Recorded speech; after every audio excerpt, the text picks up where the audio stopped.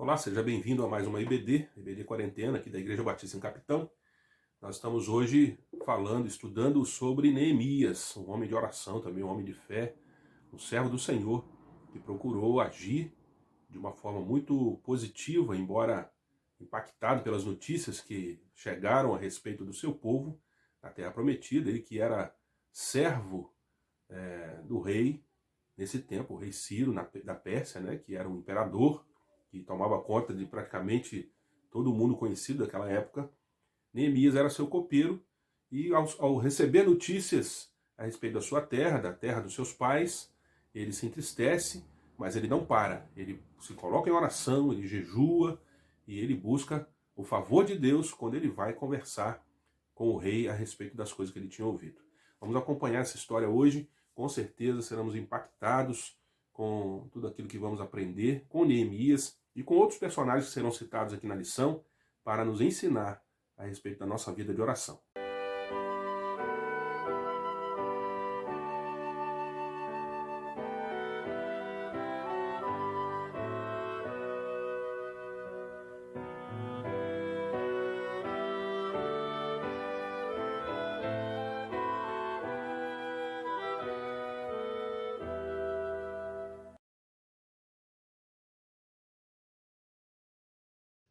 Este é o estudo de número 9, Neemias, Jejum e Oração, da professora Beth Bacon, baseado no texto de Neemias, capítulo 1, versos de 1 a 11.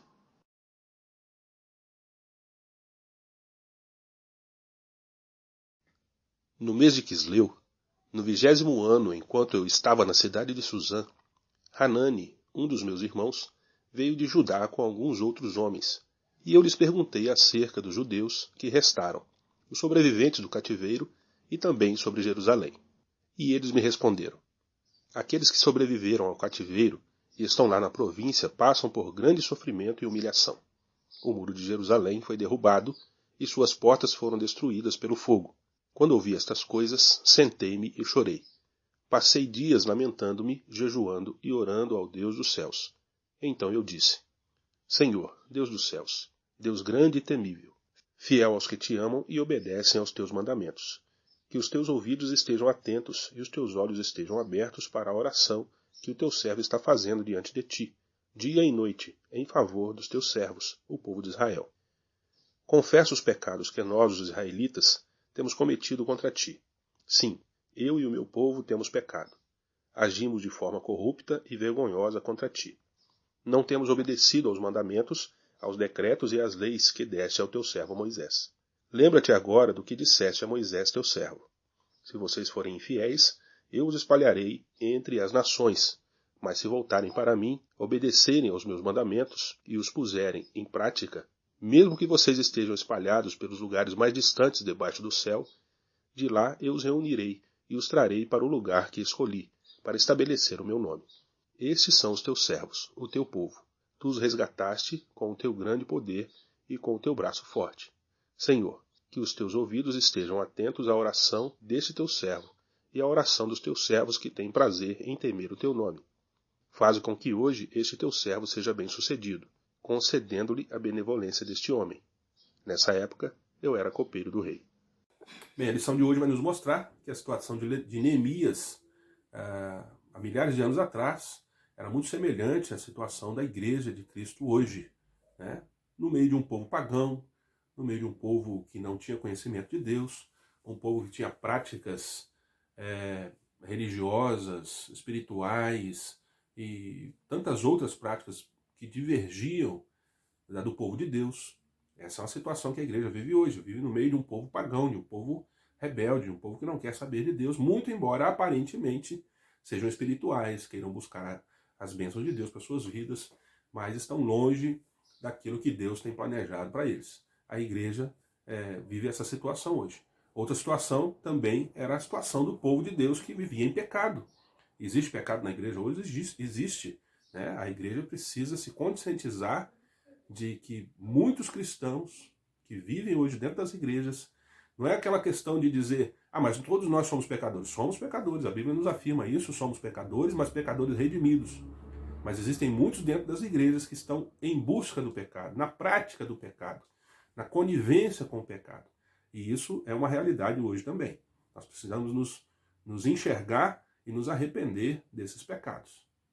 Outra situação que a igreja vive hoje é a situação da hostilidade, né, daqueles que estão ao redor. Neemias viveu muito isso. Enquanto o povo reformava os muros, restaurava os muros, aqueles vizinhos que estavam ali eram os opositores, não queriam que aquilo acontecesse. Muitas vezes na vida da igreja isso também é uma realidade.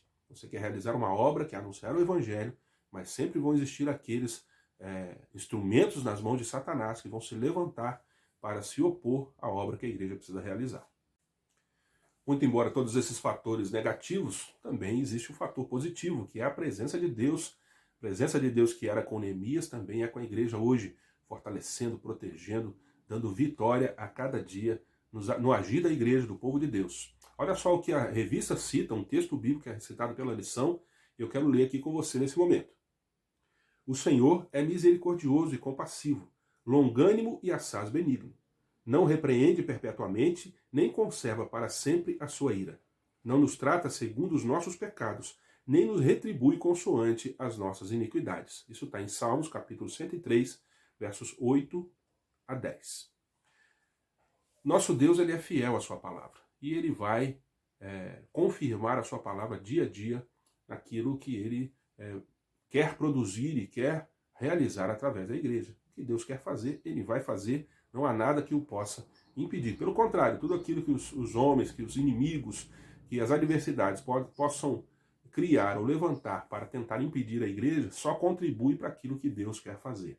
Deus é onisciente, onipresente, né, onipotente. Todo o poder está em suas mãos e ele vai realizar o que precisa realizar segundo a sua vontade.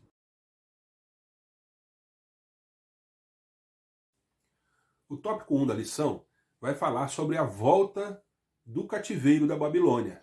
Mas antes de falar da volta, vamos comentar, a própria lição vai tratar disso, de como foi a saída para o cativeiro, né? Ela foi realizada em etapas. A primeira etapa, ela aconteceu em 609 a.C.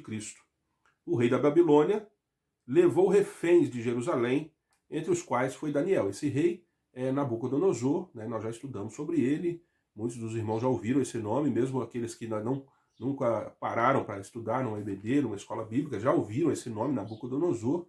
Outro dia eu estava assistindo com meu filho a aula dele aqui de história, e a aula de história está tratando desse assunto, né, do reino de Israel, do Império Babilônico, e falando alguns nomes ali, Nabucodonosor é citado. Então a gente também precisa entender isso.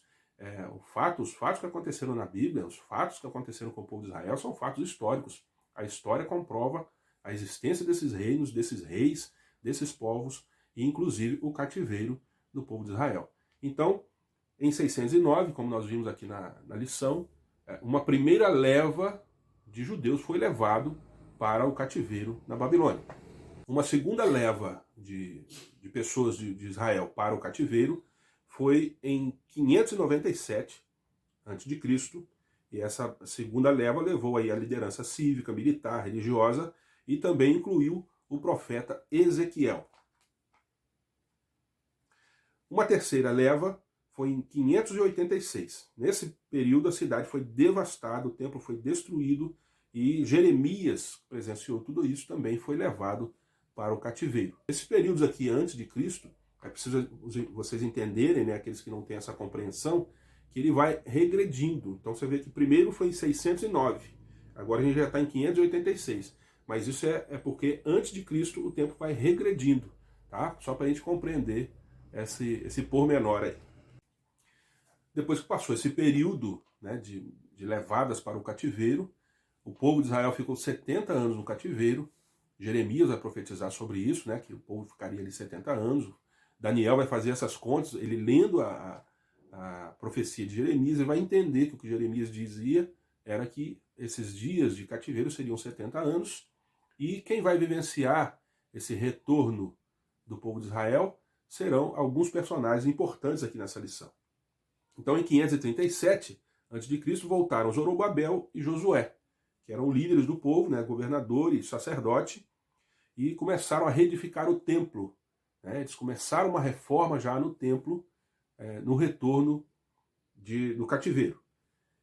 Em 458 a.C., veio Esdras a ensinar a lei de Deus para o povo. Esdras era um escriba e também de linhagem sacerdotal, e ele começa a ensinar a lei, ele começa a falar para o povo por que o povo tinha ido para o cativeiro, por que nós passamos esse período terrível de afastamento da nossa terra, de uma punição tão severa, porque havíamos nos afastado de Deus. Ele começa então a ensinar o povo. Em 445, então, Neemias, isso antes de Cristo, Neemias chegou em Jerusalém como governador, apontado pelo imperador persa. Né? O imperador nesse tempo era o rei Ciro, o imperador Ciro, e ele então é benevolente com Neemias e permite que Neemias volte com um grupo de pessoas, né, profissionais, trabalhadores, para voltar a reabitar a terra e reconstruir, restaurar os muros de Jerusalém. Envia Neemias como governador. Ele vai chegar em Israel, vai encontrar ali Esdras já ensinando a palavra e sendo o sacerdote nesse tempo, né? E ele vai então começar a restaurar os muros e a cidade e toda a vida em Jerusalém. Mas essa volta do cativeiro da Babilônia, ela não se deu à toa, não foi simplesmente, deu o prazo, agora apareceu ali um rei bonzinho e resolveu libertar todo mundo. Não é bem assim. A gente sabe que o nosso Deus é soberano sobre todas as coisas, sobre todas as pessoas, sobre todos os corações. O nosso Deus está acima de tudo isso. Ele é o Senhor da história. E através dele, ele levantou homens durante o cativeiro, antes, durante e depois, podemos dizer assim. Levanta homens que vão ser os homens de intercessão. Vão ser aqueles que vão estar orando, clamando pelo povo, pela vida do povo, pela situação do povo, orando, pedindo perdão pelos erros do povo. Esses homens são imprescindíveis nessa história que vai levar Neemias a retornar a Jerusalém depois de 70 anos de cativeiro. Um deles é Daniel, que era um homem de oração. Quando ele precisava de iluminação e entendimento, o que ele fazia? Ele orava. Ele não tinha outra opção, ele não tinha outro subterfúgio. Ele ia dobrar os seus joelhos. O que mais Daniel fazia? Orava reservando horas especiais todos os dias. Será que nós temos tido isso? Temos tido tempo para orar todos os dias? Tempo para meditar na palavra? Tempo para dobrar os nossos joelhos? Será que temos tido relapsos nisso? Né? E muitas vezes, nesse período de isolamento social que a gente está vivendo, a gente é tomado meio que pelo tédio, e a gente começa também a achar que as coisas de Deus podem ficar um pouquinho para depois. A gente começa a se esquecer dessas atividades que são tão imprescindíveis na vida cristã. Nós temos que, pelo contrário, aproveitar esse tempo que estamos tendo, para nos aproximarmos mais de Deus em oração, em leitura da palavra, em busca da vontade de Deus para a nossa vida. O que mais que a lição cita que Daniel fazia? Ele orava atento às promessas e projetos de Deus revelados nas Escrituras. Então, quando ele observava lá, como ele vai dizer, né, quando ele lia o profeta Jeremias, ele entendeu que era... Isso quer dizer o quê? Que ele lia as Escrituras e ele começou a entender, porque ele meditava naquilo. O que ele quer dizer com isso? Por que está escrito isso aqui? E ele se preocupava com aquilo, ele meditava naquilo e ele buscou a direção de Deus para entender e interpretar tudo aquilo. Nós também precisamos da mesma aplicação. E vai dizer mais, ele orava jejuando em sinal de sua total dependência da graça de Deus. Você tem orado? Buscado a dependência de Deus?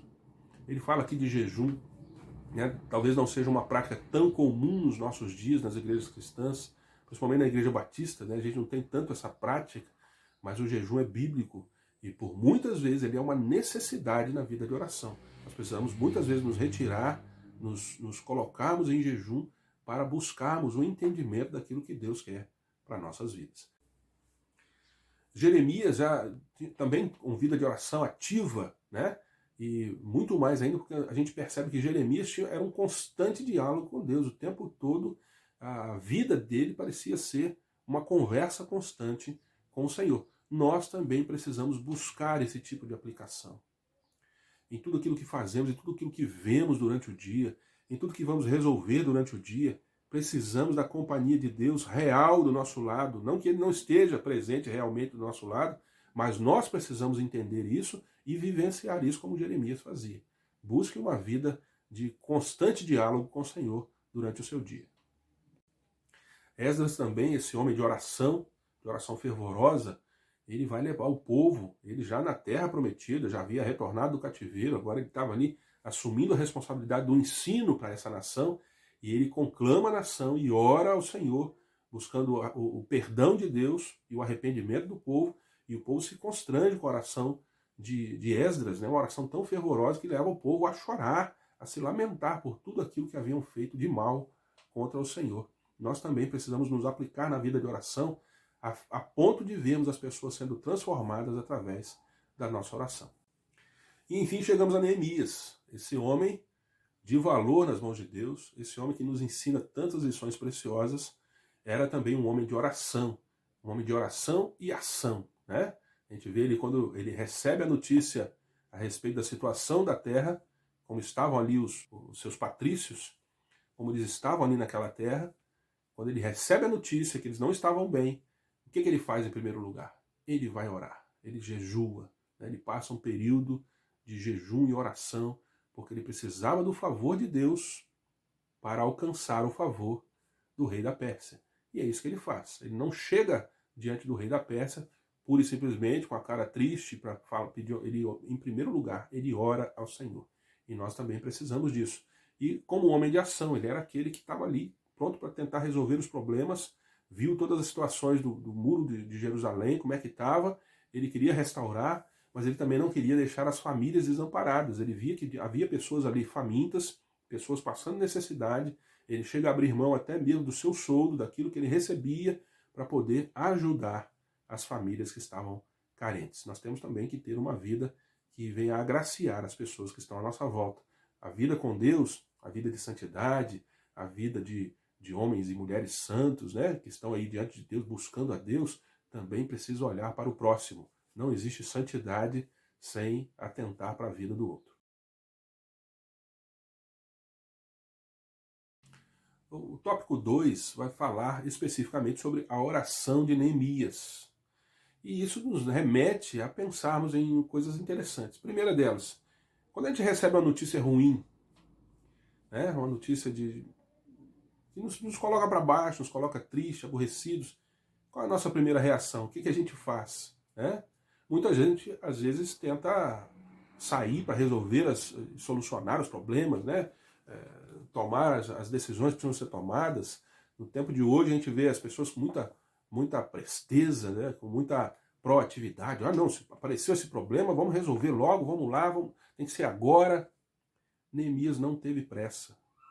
Neemias não teve pressa. Tudo bem, ele se entristeceu, ficou aborrecido com aquela situação, mas a primeira atitude dele foi a oração. E é a atitude que nós também precisamos ter, é a atitude que nós precisamos desenvolver na vida cristã. Termos paciência, termos calma para resolvermos essas situações. Primeira atitude, oração. Nós não podemos nos esquecer que acima de tudo está o nosso Deus. Ele vai à nossa frente, ele luta as nossas lutas, as nossas batalhas, as nossas dificuldades. É ele que vai vencer por nós, não somos nós mesmos. Então a pressa nessa hora, como diz o ditado, é inimiga da perfeição.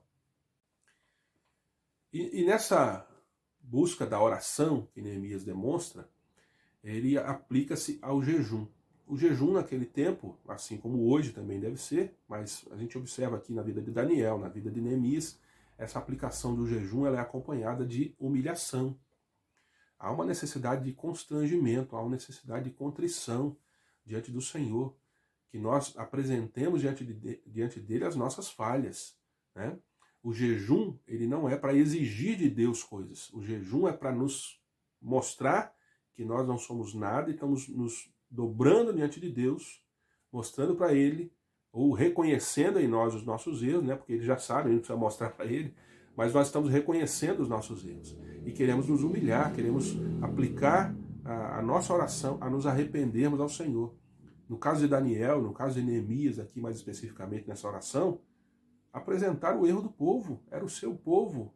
O castigo que eles estavam sofrendo ali durante esses 70 anos era fruto da desobediência, do afastamento de Deus, e ele estava reconhecendo isso em nome do povo. Olha só, né? Um homem, agora ali um governador de uma província, mandado ali pelo rei, ele não tinha autoridade sobre todo o povo de Israel, né? Boa parte do povo ainda estava no cativeiro, ainda ia retornar tempos depois, mas Neemias já se colocava à disposição para interceder por esse povo. E ele foi um homem de Deus usado para isso. A gente vê aqui na vida de Neemias e de tantos outros que viviam, que eram contemporâneos dele naquele tempo, essa disposição à oração e ao jejum. Já era uma prática na vida desses homens, no povo de Israel, através das leis que eram aplicadas, as leis que Moisés havia escrito lá no passado, já haviam dias específicos até para jejum, né? Durante as festas, durante as cerimônias que aconteciam durante o ano, naquele ano festivo de Israel, aquele ano que comemorava e era devoto ao Senhor durante várias épocas do ano, já haviam datas específicas para jejum. Mas no Novo Testamento, como é que isso se dava? E no nosso tempo hoje? A gente vê que no Novo Testamento era uma prática comum o jejum. Jesus vai falar sobre o jejum, vai dizer a respeito disso na vida dos judeus, que os judeus também tinham a prática do jejum, muito embora de uma forma que ele chama de hipócrita, né?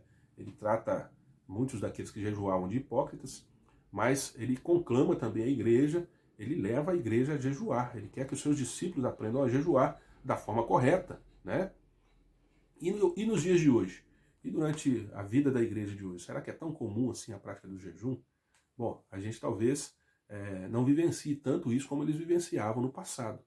Mas a Bíblia nos ensina que essa busca também é necessária em várias ocasiões, principalmente quando nós precisamos entender de Deus, nos aplicarmos à oração, aplicarmos a uma busca de Deus, de uma resposta de algo que Deus precisa esclarecer na nossa vida.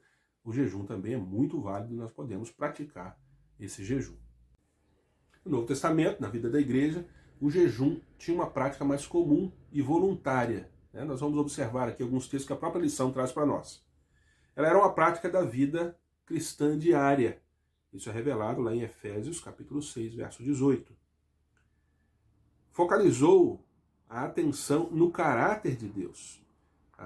O jejum ele tem essa qualidade também de nos fazer olhar para o caráter de Deus, a bondade de Deus, a misericórdia de Deus. Alguns textos, como o próprio Neemias 1:5, Hebreus 11:6, vão nos revelar esse caráter. Identificou-se com o povo pecador. Ou seja, quando a gente jejua e busca Deus em humilhação, em humildade, a gente precisa olhar para o povo, olhar para as necessidades do povo, para o pecado do povo, para o arrependimento que o povo precisa ter.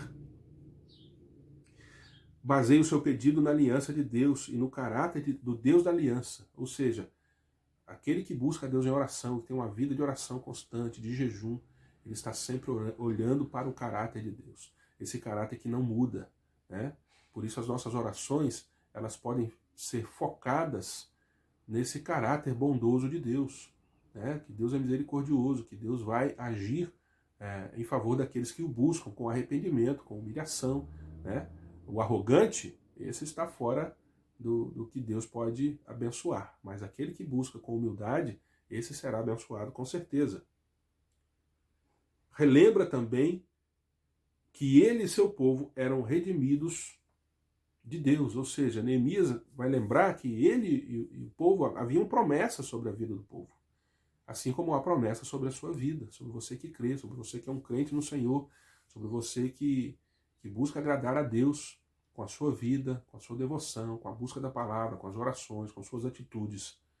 Deus tem promessas para a sua vida. Você é um crente no Senhor? Já entregou sua vida para Jesus? Deus tem promessas na sua vida. Pediu de modo específico somente no final que fosse ouvido pelo rei. Então, depois de todo o jejum, de todo aquele período de oração que ele estava vivendo em jejum de vários dias, só no final ele pede que Deus o abençoe e que ele tenha o favor do rei. Muitas vezes a gente, nas nossas orações, a gente quer pedir primeiro, né? A gente quer o tempo todo ali exigir de Deus o seu favor, que ele tem que abençoar, porque ele é pai, não é padrasto, né? Não tem esse ditado aí? Deus é bom, com certeza, mas nós precisamos entender que ele é Deus. Nosso Deus é soberano sobre todos nós, ele é o Criador de todas as coisas. Assim como ele nos dá a vida, ele pode nos tirar a vida agora, né? E nós precisamos entender que esse Deus, que é soberano sobre todas as coisas, é o mesmo Deus que quer demonstrar o seu amor por nós a cada dia. Vamos nos humilhar diante dele, entendendo que ele é aquele que vai fazer a sua vontade, não a nossa, nas nossas vidas.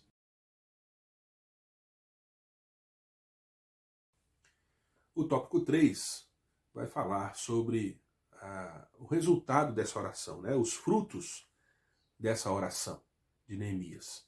E é interessante a gente observar aqui, eu vou me ater a essa especificamente, que Neemias teve a oportunidade, Deus concedeu a ele a oportunidade de participar do resultado da sua oração. Muitas vezes na sua vida de oração, algumas orações que você vai realizar, alguns pedidos que você vai fazer para Deus, vão acontecer, você vai ver acontecer, você vai agradecer a Deus, né? Mas talvez você não vá ter participação direta, assim, fisicamente falando, né? Você orou e aquilo se realizou na vida de alguém, Deus abençoou alguém. Mas por outro lado, e por outras vezes, Deus vai permitir que você participe do resultado da sua oração. Já aconteceu isso com você alguma vez? Pode ser que sim, e pode ser que ainda venha a acontecer. Por outras vezes já aconteceu também, né?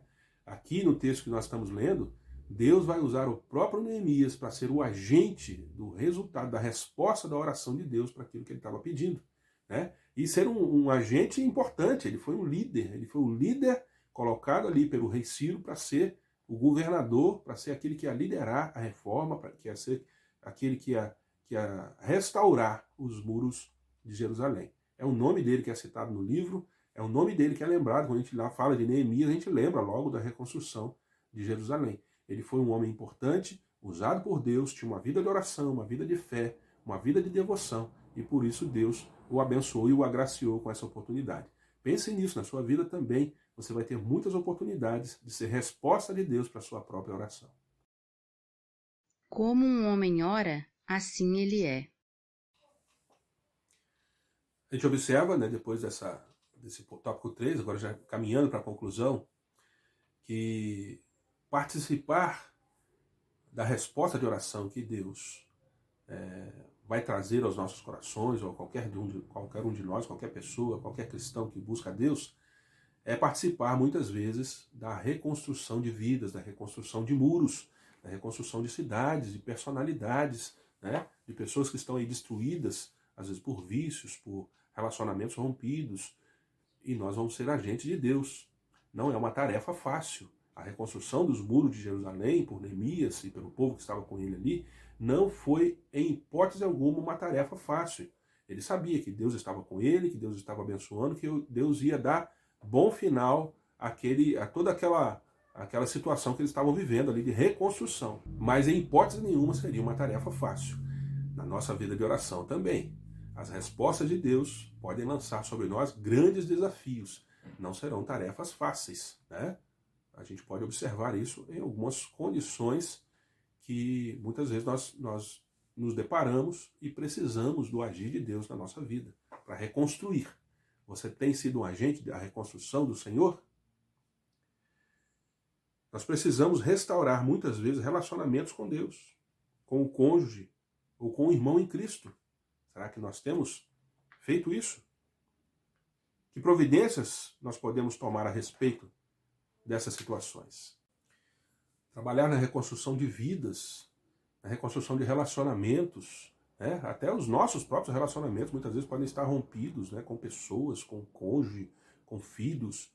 Nós precisamos dessa autoridade de Deus sobre a nossa vida, dessa busca do agir de Deus sobre a nossa vida, para sermos esses agentes da restauração. Será que nós temos feito isso? Às vezes precisamos ser agentes da restauração do povo de Deus, dentro da igreja, com a vida de alguns irmãos, de algumas pessoas. Restaurar relacionamentos dentro da igreja, a vida de comunhão, o amor ao próximo, o amor uns aos outros, o amor pela nossa cidade, o amor pelo nosso país, né? São relacionamentos que muitas vezes estão rompidos por um motivo ou outro, porque ouvimos alguém falar alguma coisa, alguém dá uma notícia meio torcida e a gente começa já a achar que tudo tem que dar errado, que tudo tem que desabar mesmo, para as pessoas aprenderem. Quem nos ensinou a viver assim? Quem nos ensinou a ter esse tipo de coração? Não foi Deus, com certeza. Deus quer que nós tenhamos um coração restaurador. Deus quer que nós sejamos agentes de paz, agentes que ministrem a paz, agentes que orem pela nossa cidade, pelo nosso país, pelos governantes, pelas situações que vivemos.